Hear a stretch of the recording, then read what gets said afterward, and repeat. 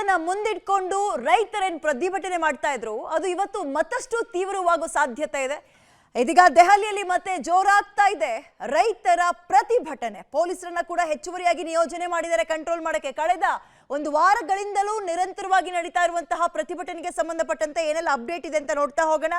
ಕೇಂದ್ರ ಮತ್ತು ರೈತರ ಮಧ್ಯ 5ನೇ ಸುತ್ತಿನ ಮಾತುಕತೆ ನಡೆದ್ರೂ ಕೂಡ ಅದು ಫೇಲ್ ಆಗಿದೆ.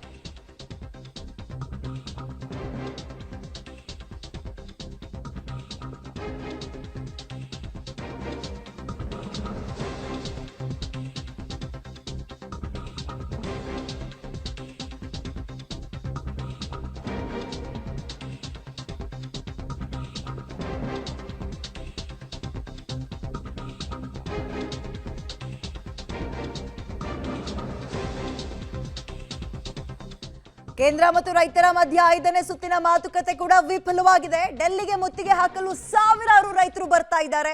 ಸಿಂಘುಗಡಿ, ಶಂಭುಗಡಿಯಲ್ಲಿ ಪೊಲೀಸರು ಮತ್ತು ಸೇನೆಯ ಸರ್ಪಗಾವಲಿದ್ರೂ ಕೂಡ ರೈತರನ್ನ ಚದುರಿಸೋಕೆ ಅಶ್ರುವಾಯು ಪ್ರಯೋಗಕ್ಕೂ ಸಿದ್ಧತೆಯನ್ನ ನಡೆಸಿದ್ದಾರೆ. ರೈತರು ಕೂಡ ಟ್ರ್ಯಾಕ್ಟರ್ಗಳಿಂದ ಈ ಮರಳಿನ ಚೀಲವನ್ನೆಲ್ಲ ಹೊತ್ಕೊ ಬರ್ತಾ ಇದ್ರಂತೆ. ಇದೀಗ ರೈತರು ಶಾಂತಿ ಕಾಪಾಡಬೇಕು ಅಂತ ಕೃಷಿ ಸಚಿವ ಅರ್ಜುನ್ ಮುಂಡಾ ಅವರು ಕೂಡ ಮನವಿಯನ್ನ ಮಾಡಿದ್ದಾರೆ. ರೈತರ ಪ್ರತಿಭಟನೆಯಿಂದ ದೆಹಲಿಯ ಹೊರವಲಯದಲ್ಲಿ ಭಾರಿ ಟ್ರಾಫಿಕ್ ಜಾಮ್ ಕೂಡ ಉಂಟಾಗಿದೆ. ಬೆಂಬಲ ಬೆಲೆ ಸೇರಿದಂತೆ ಹಲವು ಬೇಡಿಕೆಗಳನ್ನ ಮುಂದಿಟ್ಕೊಂಡು ಅದನ್ನ ಈಡೇರಿಸ್ಕೊಡ್ಬೇಕು ಅಂತ ನಡೆಸ್ತಾ ಇರುವಂತಹ ಪ್ರತಿಭಟನೆ ಇಲ್ಲಿ ತನಕ ಕೂಡ ಮುಂದುವರ್ಕೊಂಡು ಬಂದಿದೆ. ರೈತರು ಕೂಡ ಟ್ರ್ಯಾಕ್ಟರ್ ಸೇರಿದಂತ ಹಲವು ವೆಹಿಕಲ್ಗಳ ಮುಖಾಂತರ ಲಗ್ಗೆ ಇಡುವಂತಹ ಪ್ರಯತ್ನ ಪಡ್ತಾ ಇದ್ದಾರೆ.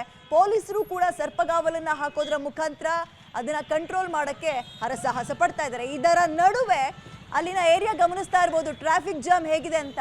ಒಂದು ಕಾರು 1 ಸೆಕೆಂಡ್ ಮೂವ್ ಆಗಬೇಕು ಅಥವಾ ಒಂದು ಹೆಜ್ಜೆ ಮುಂದಕ್ಕೆ ಇಡಬೇಕು ಅಂದ್ರೂ ಕೂಡ ಕನಿಷ್ಠ ಒಂದು ಅರ್ಧ ಗಂಟೆ ಕಾಯ್ಬೇಕಾ ಅಂತ ಆ ಪರಿಸ್ಥಿತಿಯಲ್ಲಿ ಟ್ರಾಫಿಕ್ ಜಾಮ್ ಉಂಟಾಗಿದೆ.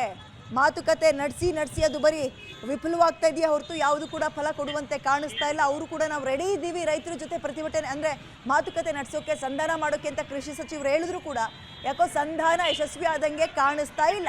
ಸೊ ದೆಹಲಿಯಲ್ಲಿ ರೈತರ ದಂಗೆ ಜೋರಾಗ್ತಾ ಇರೋದ್ರಿಂದ ಮಗದೊಂದು ಕಡೆ ಪಾಪ 3ನೇವರು ಸಮಸ್ಯೆ ಅನುಭವಿಸ್ತಾ ಇದ್ದಾರೆ. ಟ್ರಾಫಿಕ್ ಜಾಮ್ ನಲ್ಲಿ ಸಿಲುಕಿ ಒಂದು ಹೆಜ್ಜೆ ಮುಂದಿಡೋಕು ಕೂಡ ಅರ್ಧ ಗಂಟೆಗಳ ಕಾಲ ಕಾಯಬೇಕು ಅಂತಹ ಪರಿಸ್ಥಿತಿ ಏರ್ಪಟ್ಟಿದೆ.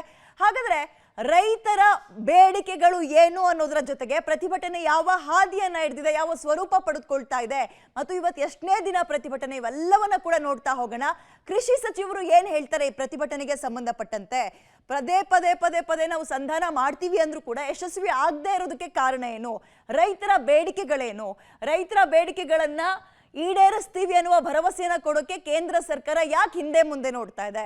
ಇವೆಲ್ಲವನ್ನ ಕೂಡ ಒಂದೊಂದೇ ಅಂಶಗಳನ್ನ ನೋಡ್ತಾ ಹೋಗೋಣ. ಇದೀಗ ಇಷ್ಟು ದಿನ ಇದ್ದಿದ್ದು ಮಾತ್ರ ಅಲ್ಲ, ರೈತರು ಇನ್ನೂ ಹೆಚ್ಚಿನ ಸಂಖ್ಯೆಯಲ್ಲಿ ಬರ್ತಾ ಇದ್ದಾರೆ.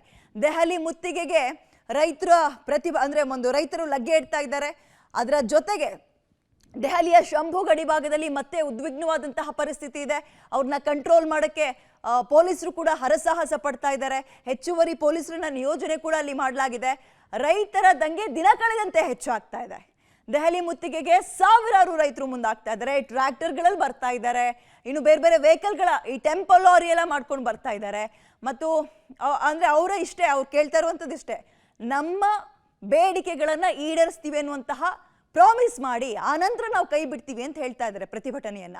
ದೆಹಲಿ ಸುತ್ತಮುತ್ತ ಈ ರೈತ ಪ್ರತಿಭಟನೆಯ ಪರಿಣಾಮ ಟ್ರಾಫಿಕ್ ಜಾಮ್ ಯಾವ ರೀತಿಯಾಗಿದೆ ಅಂದ್ರೆ ಊಹೆ ಮಾಡೋಕ್ಕೂ ಕೂಡ ಸಾಧ್ಯ ಇಲ್ಲ. ಆ ಪರಿಯಾಗಿ ಟ್ರಾಫಿಕ್ ಜಾಮ್ ಆಗ್ತಾ ಇದೆ. 5ನೇ ಸುತ್ತಿನ ಮಾತುಕತೆಗೆ ಆಹ್ವಾನವನ್ನ ಕೇಂದ್ರ ಸರ್ಕಾರ ಕೊಟ್ಟಿದೆ. ಇಲ್ಲಿ ತನಕ ಕೊಟ್ಟಂತಹ ಅಂದ್ರೆ ಈಗ ಆಲ್ರೆಡಿ ಮಾತುಕತೆ ಏನಾಗಿತ್ತು ಅದ್ಯಾವುದು ಕೂಡ ಫಲಪ್ರದವಾದಂಗೆ ಕಂಡು ಬರ್ತಾ ಇಲ್ಲ. ಹೀಗಾಗಿ ಮತ್ತೊಂದು ಸುತ್ತಿನ ಮಾತುಕತೆಯನ್ನ ಆಡೋಣ ಅಂತ ಹೇಳ್ತಾ ಇದ್ದಾರೆ. ಬಟ್ ಇವತ್ತಿನಿಂದ ರೈತರು ಕೂಡ ತಮ್ಮ ಹೋರಾಟವನ್ನ ಮತ್ತಷ್ಟು ತೀವ್ರಗೊಳಿಸೋಕೆ ನಿರ್ಧಾರ ಮಾಡಿದ್ದಾರೆ. ಸೊ ಈ ರೀತಿಯಾಗಿ ಪ್ರತಿಭಟನೆ ಸಾಗ್ತಾ ಇದೆ.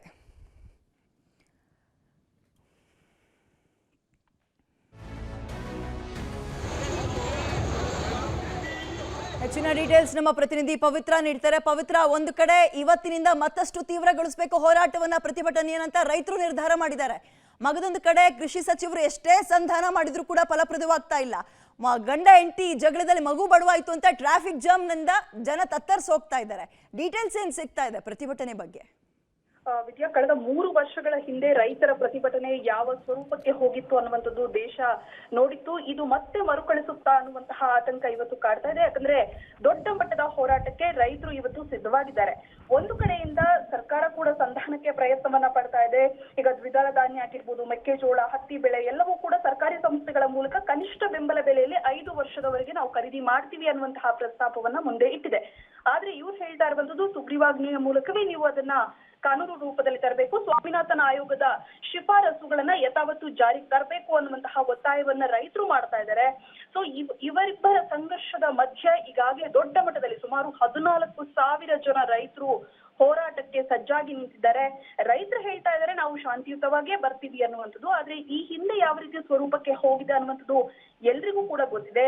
ಮಗದೊಂದು ಭಾಗದಲ್ಲಿ ದೆಹಲಿಯಾದ್ಯಂತ ಎಲ್ಲಾ ಭಾಗದಲ್ಲೂ ಕೂಡ ಶಂಭುಗಡಿ ಭಾಗ ಆಗಿರ್ಬೋದು, ಚಿಕ್ರಿ ಆಗಿರ್ಬೋದು, ಸಿಂಗುಗಡಿ ಎಲ್ಲಾ ಭಾಗದಲ್ಲೂ ಕೂಡ ಬಂದ್ ಮಾಡಲಾಗಿದೆ. ಎಲ್ಲಾ ದೆಹಲಿಗೆ ಪ್ರವೇಶ ಮಾಡಲಾಗದಂತೆ ಎಲ್ಲಾ ಸಿದ್ಧತೆಗಳನ್ನ ಮಾಡ್ಕೊಳ್ಳಲಾಗಿದೆ. ಸುಮಾರು 30,000 ಅಶ್ರುವಾಯು ಶೆಲ್ಗಳನ್ನ ಕೂಡ ಪೊಲೀಸರು ಸಂಗ್ರಹ ಮಾಡಿದ್ದಾರೆ.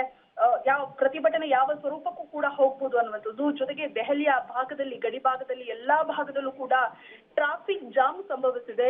ಸೊ ಹಾಗಾಗಿ ಯಾವ ಸ್ವರೂಪಕ್ಕೆ ಹೋಗುತ್ತೆ ಏನು ಅನ್ನುವಂಥದ್ದು ಕೇಂದ್ರ ಸರ್ಕಾರದ ಪ್ರಸ್ತಾವನೆ ಆಗಿರ್ಬೋದು ಅಥವಾ ಕೇಂದ್ರ ಸರ್ಕಾರದ ಭರವಸೆಯನ್ನ ರೈತರು ಸದ್ಯದ ಮಟ್ಟಿಗೆ ಅದನ್ನ ಓಕೆ ಅನ್ನೋದಕ್ಕೆ ಅವರು ಕೂಡ ಸಿದ್ಧವಾಗಿಲ್ಲ.